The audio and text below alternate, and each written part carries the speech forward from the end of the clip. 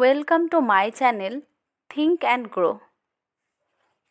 একবার একজন মহানুভব ব্যক্তি তার বাগানে একটি প্রজাপতির গুটি দেখতে পেলেন। তিনি দেখতে পেলেন প্রজাপতিটি নিজের গুটি থেকে বের হওয়ার জন্য অনেক চেষ্টা করছে, কিন্তু বের হতে পারছে না।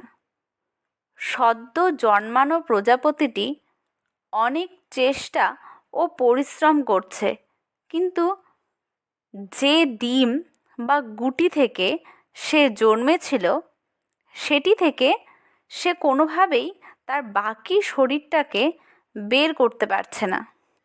একটা অবস্থায় গিয়ে মনে হচ্ছে হয়তো আর বের হতেই পারবে না।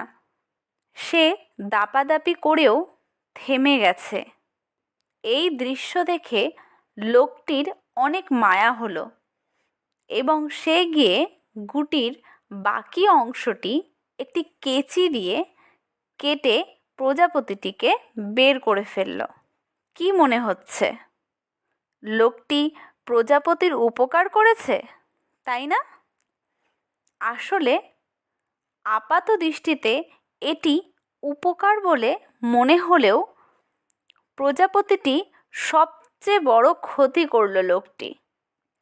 প্রজাপতিটি গুটি থেকে বের হয়ে আসার জন্য যে চেষ্টা করছিল, তাতে প্রজাপতিটির শরীর আগামী দিনের চ্যালেঞ্জ নেওয়ার জন্য প্রস্তুত হচ্ছিল।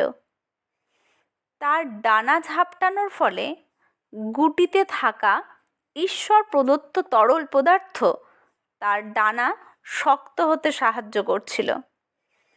কিন্তু এই লোকটি যখন এটিকে বিনা পরিশ্রমে বের হয়ে আসতে সাহায্য করল, তখন তার ডানা রয়ে গেল অপরিপক্ক।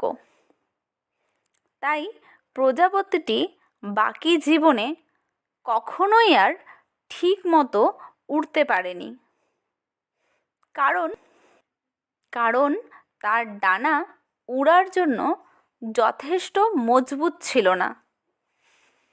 এর থেকে শেখা যাচ্ছে যে জীবনের প্রত্যেকটা সমস্যা, প্রতিটা প্রতিবন্ধকতা আমাদেরকে সামনের দিনগুলোর জন্য শক্তিশালী করে।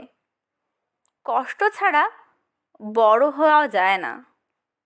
তাই নিজের জীবনের চ্যালেঞ্জিং টাইমগুলোতে অন্যের ওপর ভরসা না করে বা অন্যের কাঁধে ভর করে পার হওয়ার আশায় বসে থেকো না। তবে তোমার অজান্তেই নিজের অনেক বড় ক্ষতি হয়ে যাবে।